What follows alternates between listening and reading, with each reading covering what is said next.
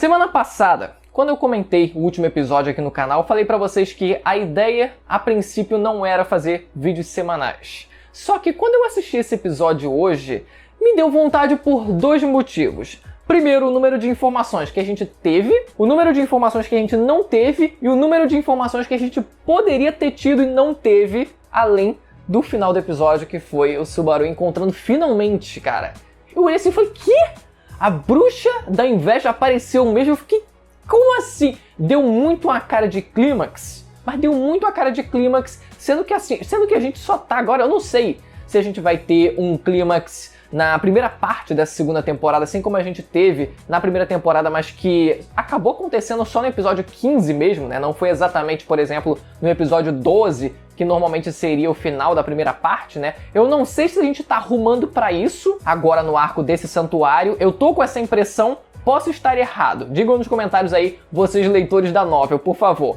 Mas vamos lá, galera. Questão de informação que a gente teve nesse episódio. Eu queria começar partindo da conversa que o Subaru ele teve com a bruxa da gula. E antes dele ter essa conversa com a bruxa da gula, acabou que ele conversou rapidamente, ele teve uma rápida interação primeiro com a bruxa, caraca, mano, eu jurava que ia lembrar, mas não lembrei. Bruxa da soberba, que traduzindo, né, de forma livre seria também o pecado do orgulho, que eu confesso pra vocês que eu tive uma dificuldade de tentar relacionar o conceito da ideia de soberba / orgulho com o que ela estava fazendo com o Subaru naquela hora, porque a primeira impressão de imediato que eu tive dela é que ela seria de alguma forma, mesmo que ela não fosse a bruxa da gula, por exemplo, que ela fosse talvez alguma servente que estivesse aplicando algum teste para saber se o Subaru ele seria capaz de conversar, sabe? Aquele testezinho bobo ali, só para testar o Subaru, para que ele fosse capaz depois de conversar com a bruxa da gula. Não foi esse o caso, ele realmente estava conversando com outra bruxa ali,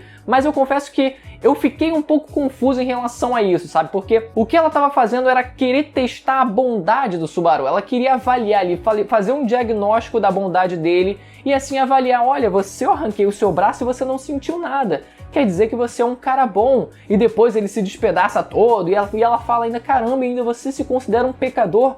Mesmo você sendo um cara bom, eu fiquei impressionado com isso.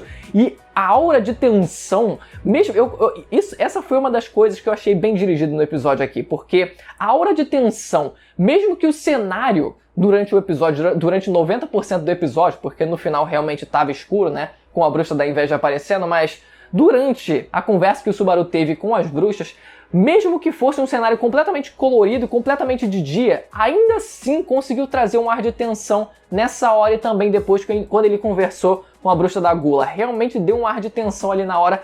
E nessa hora, cara, realmente dá um desespero, ele já começa a perder o braço, já é sempre aquelas coisas muito loucas. Do nada o maluco tá sem braço, do nada o maluco foi cortado, o maluco foi congelado, perdeu a cabeça. É sempre assim que as coisas acontecem. O coelho ataca ele, mas eu não consegui entender o que ela tava fazendo com o fato dela ser a bruxa da soberba. Porque as atitudes, as características das bruxas costumam ter a ver com a definição delas próprias, né? A definição, por exemplo, da segunda bruxa, a bruxa da ira, foi muito engraçado, assim como a gente teve uma certa ironia com as intenções da Equidinia, por exemplo, que é a bruxa, caraca, mano, qual é o nome? Bruxa da ganância, lembrei aqui. A ganância, partindo dela, seja uma ganância do próprio conhecimento, uma sede de conhecimento, é uma ironia que o anime ele trouxe aqui pra gente também, né? Com essa definição, a brincadeira, né? Foi uma forma de brincar com a semântica da palavra, né? Com a interpretação que pode ser dada a essa palavra, e a gente teve isso também com a bruxa da ira nesse episódio, né? Porque a ira sendo representada nela, que ela colocava pra fora, era na verdade uma ira de uma vontade de fazer justiça. Ela usava essa ira que ela tinha pra querer trazer justiça ao mundo,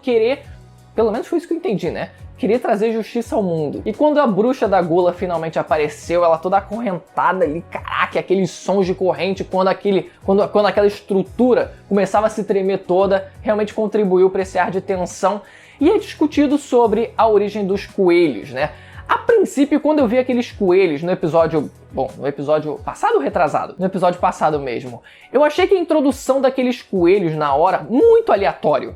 Eu fiquei, beleza, O Subaru ele precisa morrer, então inventaram uns coelhos que vão atacar ele do nada porque esse é o mundo mágico. Eu achei muito isolado, muito deslocada a ideia dos coelhos, e agora isso fazendo parte de algo maior, sendo parte da criação da própria Bruxa da Gula, somado também à baleia que a gente viu na primeira temporada e também uma outra criatura que eu acho que a gente não viu ainda, que seria alguma cobra, né? Isso foi muito bom, porque dá um sentido de unidade mesmo, né? As coisas estão interligadas umas com as outras, isso foi muito bom, achei um ponto positivo. É conversado sobre a origem dos coelhos e a desculpa que é dada para a criação daqueles coelhos é algo que eu simpatizei muito com a reação do próprio Subaru. Tem uma cuspida agora. Porque o Subaru, ele apesar de ter tido a explicação, ele fica, tá, eu não entendi por que você criou esses coelhos, mas pelo menos serviu de alguma coisa conversar com você, né? Porque é passada a informação de como ele poderia derrotar aqueles coelhos. Então, de certa forma, acabou sendo útil, mas a explicação, assim como o Subaru, eu fiquei tipo, tá, não se justifica muito bem, né? A criação desses coelhos, porque a intenção por trás era, seria muito legal se a gente tivesse criaturas que assim se multiplicassem infinitamente e assim servissem de comida, de alimento para as outras pessoas, sendo que a população está em completa, absoluta desvantagem porque só os coelhos acabam comendo. E aí? Cadê a bondade que você queria fazer? Ah, porque seria muito bom. Agora, o ponto principal aqui. O Subaru ele também volta a conversar com a Ekidine nesse episódio e por mais que ele não tenha feito as perguntas chaves da primeira vez, no primeiro encontro, porque aquilo foi justificável, ele realmente desabou, foi um negócio assim, cara, não tinha o que falar.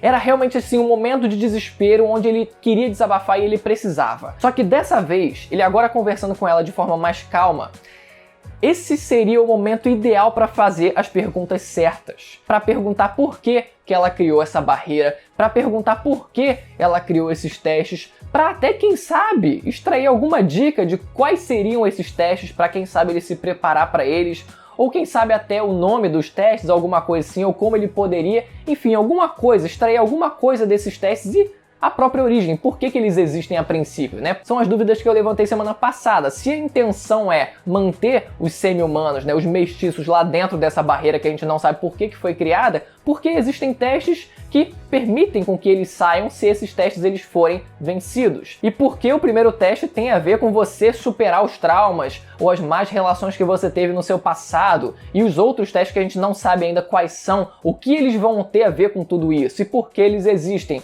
Essas eram as perguntas que ele precisava ter feito. Ele fez perguntas que realmente precisavam ser feitas? Fez. Mas essas eram essenciais também. Pode até dar a gente fazer um malabarismo aqui porque ele estava preocupado com o que estava para acontecer e assim, não era total prioridade, mas eu não consigo.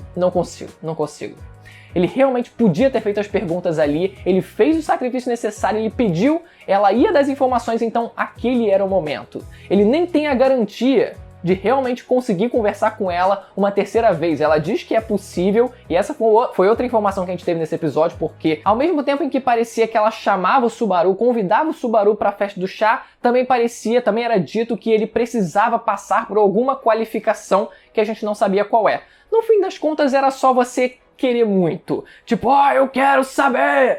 E você tem que gritar muito alto para conseguir ter uma chance de conversar com ela.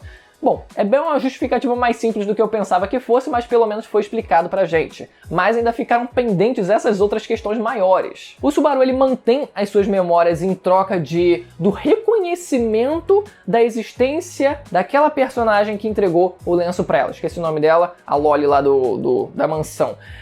Isso eu não sei se eu interpretei correto, mas ela só soube quem era a personagem, ela na verdade roubou o conhecimento que ele tinha, as memórias que ele tinha da personagem, ou foi só o primeiro caso? Ela ficou sabendo quem era, mas ele também continuou sabendo quem era a personagem, não esqueceu quem era ela. Ou ela roubou aquelas memórias dele, o conhecimento da existência daquela personagem. Essa foi a dúvida que eu fiquei nesse episódio. Por favor, leitores da novel, mais uma vez me ajudem. E no finalzinho, galera, o finalzinho do episódio, o Subaru, do nada, assim, cara, assim, é outra coisa. Pode spoiler, eu não tô nem aí.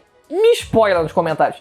Pode mandar um spoiler brabo, porque eu só quero ter as explicações. A essa altura, eu não tô tipo, eu fiquei impressionado, confesso que eu fiquei impressionado com a Bruxa da Inveja simplesmente aparecendo, e assim, eu não sei se implicitamente já foi dada a explicação do porquê ela tá ali, e isso vai ser explicado de fato mais pra frente, ou se ela apareceu por algum motivo que a gente não sabe ainda. Simplesmente ela decidiu aparecer lá por algum motivo aleatório que não tem nada a ver com o que a gente viu até agora.